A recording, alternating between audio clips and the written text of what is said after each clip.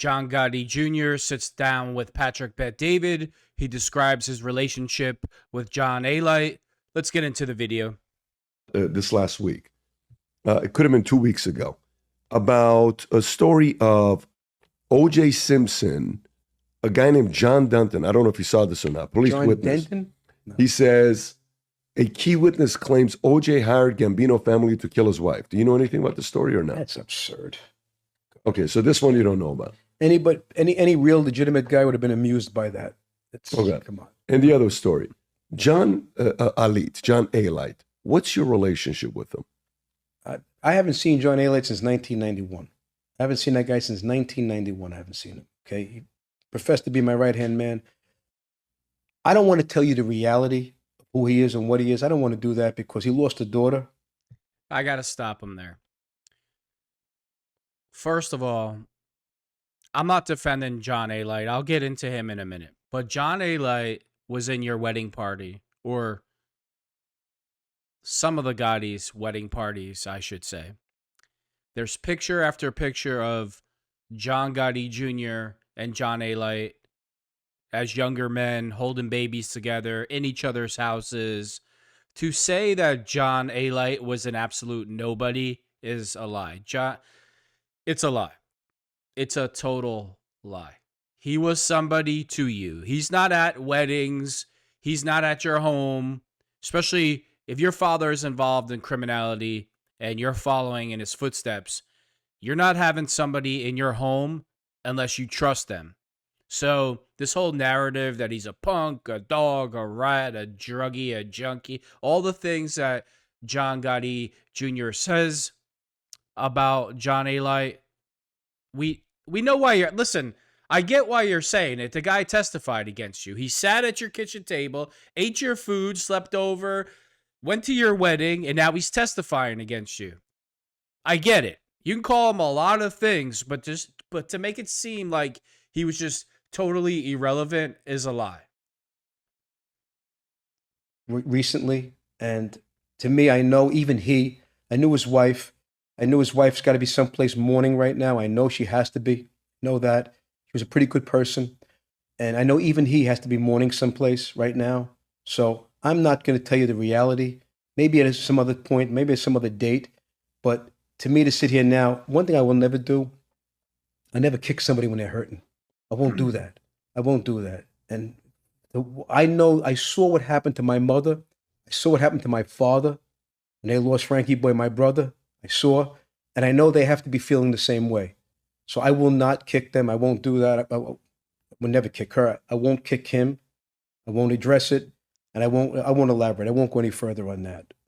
But just now to get off that subject onto a different subject, again, the tactic employed by the United States government and I think that John just went that route answering the question because he knows Patrick's going to do his homework. He knows he's trying to play chess with Patrick. He knows Patrick's going to say, let's say, for instance, John Gotti Jr.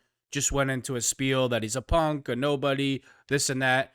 I'm sure that Patrick has seen the wedding photos, seen other photos of them growing up together in the John Alite in the Gotti's home. Let me make this clear. I am not defending John Alite. Here's a guy. You ate at the Gotti's dinner table. You went to their weddings. You were in their home. And then you go to open court and testify against them because it's time to pay your debt to society. It's not like, remember Tony Soprano in The Sopranos when he gives the FBI agent information on those terrorists? It's not like he did something like that. This is a big pussy move. This is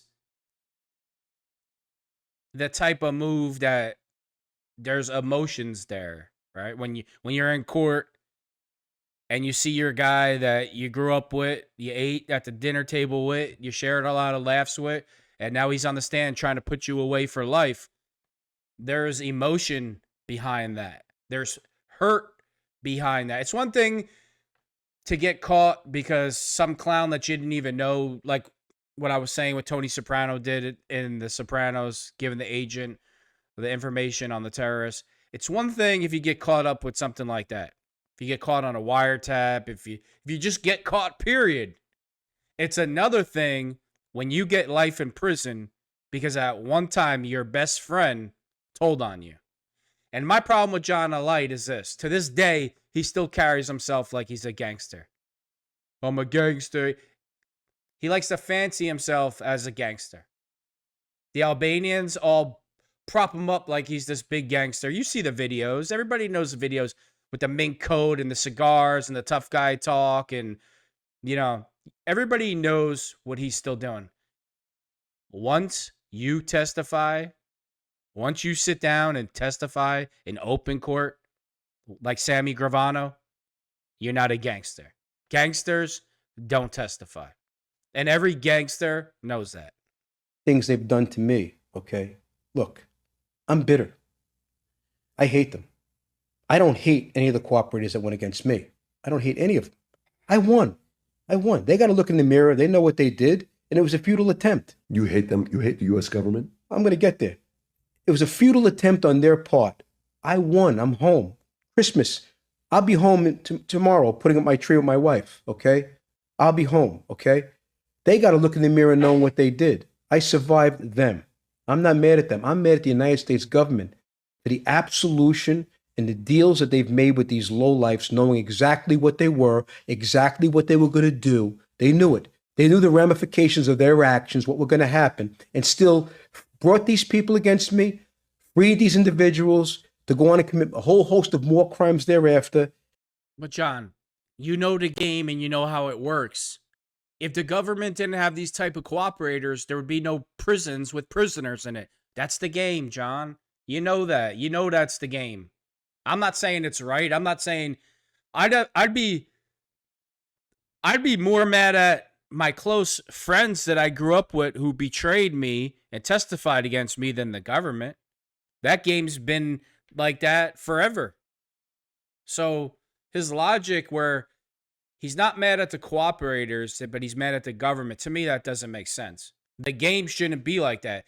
You shouldn't even be allowed to testify against somebody if you got 20 felonies. Like, how could anybody believe if somebody gets on the stand against you and the guy's a convicted murderer, a perjurer, he's committed every crime in the book, automatically it's like his testimony's golden, you go away for life. The game needs to change. The game needs to change, not the players involved in the game. The government needs to change. It's a messed up system, but you know the game, John. You know how the game goes. You're John Gotti's son, who was a made guy, a boss. You were John Gotti's son. Your father was on the cover of Time, pissed in the FBI's face, got the hornet's nest going, and you thought they weren't going to come after you? You thought they weren't going to play dirty? Come on, John. And the whole time doing what they did to my family, tormenting my mother, tormenting my wife, my siblings, subpoenaing my best friends, economically destroyed me completely and totally. They had the balls, because of a meeting that we had with the United States government in 2005, a 40-minute meeting. They knew the tact I employed there. They knew exactly. I'm going to ask you a question. You interviewed Gravano, right? Okay. When you interviewed Gravano, did Gravano tell you how he became a rat? No. Well, one thing I know he definitely didn't tell you. He didn't say that when he decided to become a rat, that next day, he met with John Gotti, he met with Frank Licasio, and some other powerful figures in organized crime. And he told them that, look, guys, I'm going to go in tomorrow and do a proffer, and I want to become a government cooperator. Wish me luck. And they all hit him on the back and told him, good luck. I hope it works out for you. I don't think that happened, right? You don't think that happened, right? No. Okay. But I also don't think he thinks he was a rat in his eyes. Oh, God. Well, exactly. In his eyes. He doesn't because I guess the 70 families he destroyed, 57 people he put in jail, 70 people he destroyed. I guess the children the women that were widowed, basically, in essence, for life at empty beds and their children on Christmas and holidays with no father and so on. He didn't do any of that stuff. But here's my point that I'm getting at. That I totally agree with.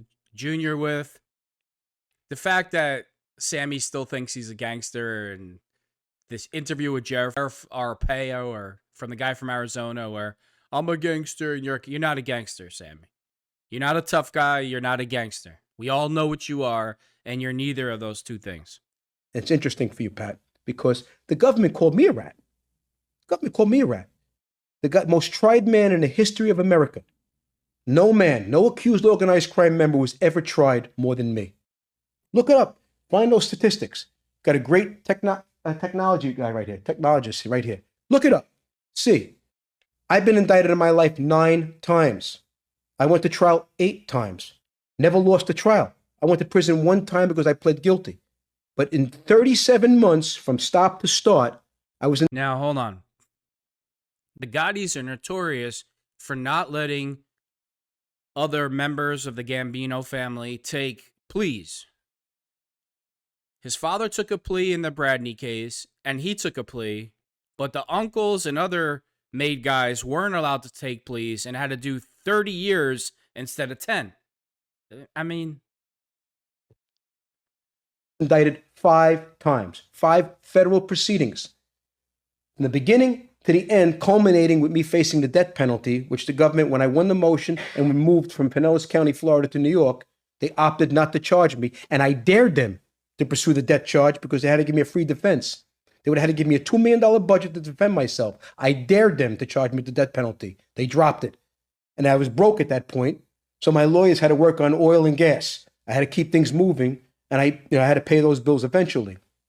But still, we remedied the case, but yet they had the audacity, because of a 40-minute meeting that I had with them, that according to their cooperators, now think about this for a second, I told you, Sammy Gravano never went to all these different personalities and told these personalities that I'm thinking about going and becoming a cooperator, and tomorrow morning I'm going to be debriefed tomorrow. Wish me luck, guys, right? Well, I did that meeting. I did a meeting for 40 minutes. Took 2 attorneys with me, 2 attorneys. When you met with the Feds. And that's where... An agent. Right. An agent and a prosecutor and an assistant prosecutor at the courthouse. I went to that meeting. I called for that meeting. I did it. I orchestrated it. Not my lawyers, not them. I did it. I said, I want to meet with them. My lawyer said to me, what? Hold on. The way he's saying it is like that he did something positive. Look, remember, this wasn't an ordinary citizen, a hardworking citizen at the time. He's saying it like, I did that, like he's proud of it. This is the part that I'm really confused about. What was the point of the meeting? Because you beat your case because the jury said they didn't believe John Alite's testimony. And I feel that the only reason why he regrets sitting down with them is not because he got called a rat, because when he went to trial and John Alite's testimony, the jury told him we didn't believe him for 1 second. He didn't have to do any of that. He was going to win anyway. So that's the only reason why I believe that he regrets doing it. But the way that he's saying this right now is like, I did that, and he's proud of it. In that life, that's not something to be proud of. So I don't get this. I don't understand this whole part. What do you want to do? You just make the meeting. They says, no, John, please. You just I pay you, you don't pay me. Make the meeting. I know what I'm doing here. I got this. Don't worry about it. I says, John, if you're going to become a rat, please let me know so I can get out of here. Listen, just make the meeting. I got this. Okay? Now, according to 3 different cooperators, 2 mainly testified against me, and a 3rd cooperator that never testified against me, but he was the most powerful of all the cooperators. Okay? They all said that this is what happened. Before I went in, they said I had a meeting, a clandestine meeting in prison with Vinnie Gorgeous Basciano. They accused him of being the acting boss of the Bonanno family. Really good man, solid guy. Never knew him on the streets, never met him on the streets. Solid guy. Another guy that got all his guys taken down by talking on the phone and talking inside prison of all places. So when you say solid guys, you have to look at it from their point of view, from a criminal side, right? If you're a criminal and you're with other criminals and organization, you're running your mouth inside a prison facility where there's cameras and microphones everywhere, or on a telephone, especially in this day and age, you're not a solid guy. You're an idiot. But I met him in prison.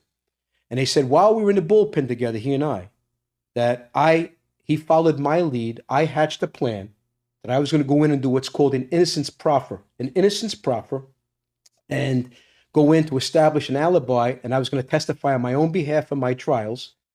And he suggested that he would do it as well. He said to me, I'm going to follow your lead. This is not according to me. This is according to the government cooperators. He referred to me, says, John, I'm going to follow your lead. What you do, I'm going to do. Okay? Now, they also went on to say that before I went in, this was cleared with Vinny Basciano. They said it, not me. Steve Vittabile. Steve Vittabile is accused of being for 30 years the number 3 guy in the Cavalcanti family in New Jersey. Joe Arcuri, elder statesman, wonderful man, who they claim was on the panel ruling the Gambino crime family. Alphonse Siska, who they accused him of being a high-ranking captain in the Gambino family. Arnold Squitieri, who the government accused of being the acting boss of the Gambino family. And Joe Messina.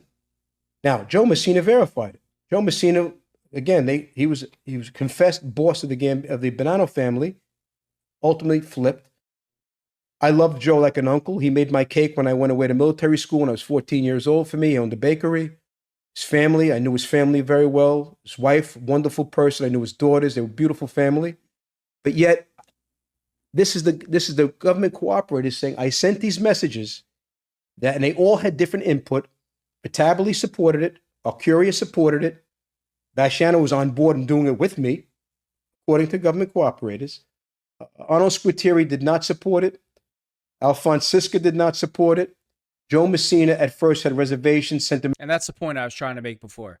Government cooperators will say anything to get money, to get out of charges. And I don't understand how once a cooperator says something or signs something, it's like the jury and the judge look at those words like it's the word of God itself, and everything they say must be true. It's just mind-blowing. It really is mind-blowing.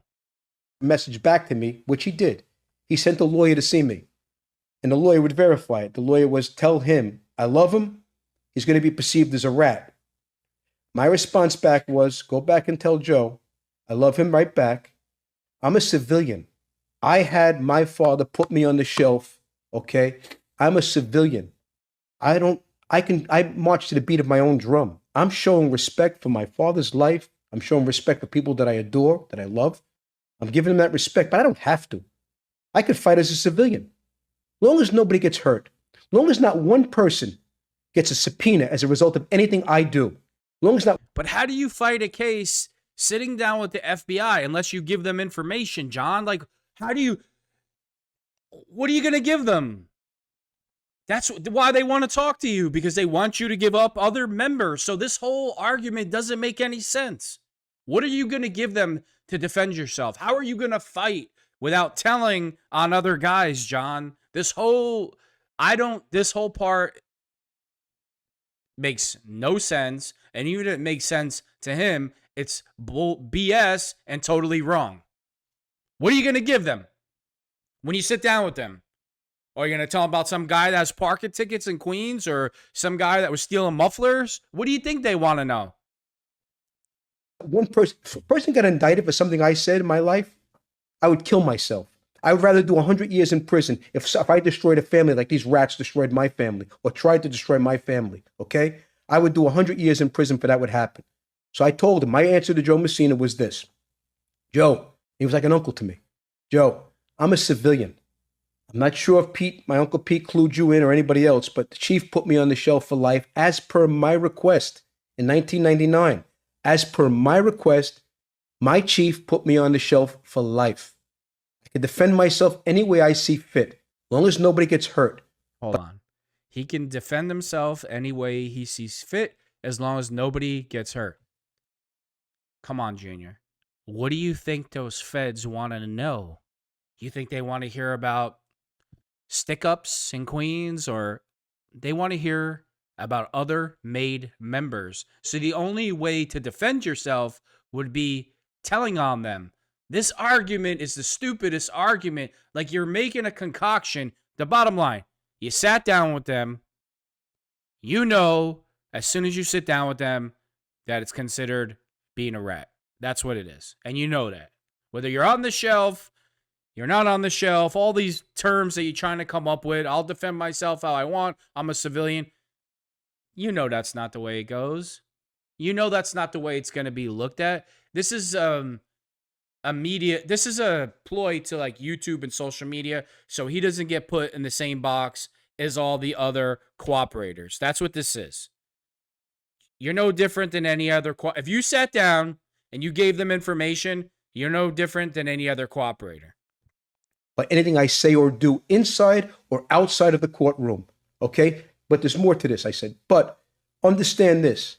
I will never, ever embarrass my father. I know I'll beat these people. I know how to beat these people.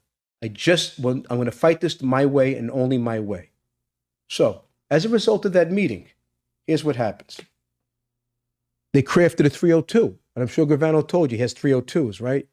Any other cooperative craft 302s. In Gravano's case, there's hundreds and hundreds of them. Very confused, Pat. Okay? In any of these cooperatives, there's hundreds and hundreds of them. Okay? In mine, I think there's 4 pages. I memorialized it for you. Yeah, you guys have an Elmo? No, we don't. I'm dating we'll myself. Take a picture and show. I know what an Elmo is. An Elmo is we like something- Elmos. Yeah, an Elmo is something that you have in court to give an exhibit, okay? This is the lead page of that 302. So this should dictate, you read a book. The start better be very good, or you're not going to read the rest of it, and the ending better finish really well, or you're going to reflect back and say, I didn't really enjoy that book at all, okay? Right? Okay. So let's just go with the start of the book, and any other questions you could ask me in between, I can answer them right now. I'm prepared to answer them on the spot, because I did tell David Gallard to make sure, tell Patrick, please, I know he's a very thorough interviewer, research me carefully, ask me any question. I've got nothing to hide. As long as it's a question he's going to ask me doesn't affect anybody else but me, doesn't hurt anybody else but me, ask me. Yeah, John, I got a question for you. If you sit down with the feds, what kind of information do you think they want? They don't want car thieves. They don't want armed robbers. They don't want, guys stealing mufflers or people that owe outstanding parking tickets. You were the boss of the Gambinos at one time. If you sit down with them, what kind of information do you think that they want? They want information on other made members. All of them. So this whole story you got going here, just stop. Please. You sat down. You regret it because you beat the case anyway. You know you shouldn't have done it. Just stop. Anything you want to ask me, I will answer it, and I will answer to the best of my ability, okay? All right, I'll say this, and I'll end it with this. John Gotti Jr., I've heard him say multiple times on video that he just wanted to be next to his father. Whether his father was a plumber, electrician, garbage man, a butcher, that's the profession that he would have went in. And I feel for him when he says that. I really do. I don't think he ever wanted to really be a criminal. I think he really, really genuinely loved his father, wanted to be in his father's presence. So I'm never going to bash John Gotti Jr. for sticking up for his father. No matter what Senior did, no matter what excuses Junior or the family makes for him, I would never bash him. That's his father. There's a lot of honor in that, especially in 2024, where so if some kid didn't get the vacation that they wanted, they try to disown the parents and sue them, and the typical garbage that goes on. So I really respect him from that point of view. But the problem I have with Junior sometimes with the lies that he tells, or I shouldn't say lies, the stories that he's telling is the first thing he said about John Alite. John Alite was in his inner circle. He was at his wedding. He was in his house. They spent plenty of time together. To say that he wasn't in his inner circle or his right-hand man or they weren't tight is a total lie. Now, I think obviously the testifying against him of course he's going to say things like that back at Alite. Alite has made a whole career, plenty of money, just mentioning the Gottis. That's his whole. If it wasn't for the Gottis, John Alite wouldn't have a YouTube career. He'd have nothing. So he needs them. Junior knows that John Alite makes all his money off the Gotti name. And my problem with John Alite is this. He still carries himself and tries to make people think he's a gangster, just like his protege, Gene Borello. You went into court and you sat down and you testified. You didn't just put an enemy away or some other group. You put people away that you sat down with, that you sat at their dinner table, had dinner with their family, interacted with their children, interacted with their families, spent time together, knew them in an intimate way on a different level. And you sat there and you testified in open court against them. It's the most treacherous, disgusting, vile thing one so-called friend could do to another friend, regardless of the crimes or what they might have been doing together. Because a real friend would have stood next to their friend in court, took it on the chin, took their 30 years, been taken away, and that's the end of it. So, let's get into Gene Borello for a minute. You know, Gene Borello is another guy. He's a gangster. He's going to beat up everybody. You know, he's the toughest guy that ever lived, just like Alite. He's this big mob enforcer. You know, he's an enforcer. Gene Borello was robbing Italians in his own neighborhood, robbing other Italians, robbing somebody's grandmother that was making spaghetti and meatballs on a Sunday night. What mob enforcer do you know is robbing other Italians in their own neighborhood? He's not an enforcer. He's not a gangster. Gravano's not a gangster. Alite's not a gangster. And neither is Gene Borello.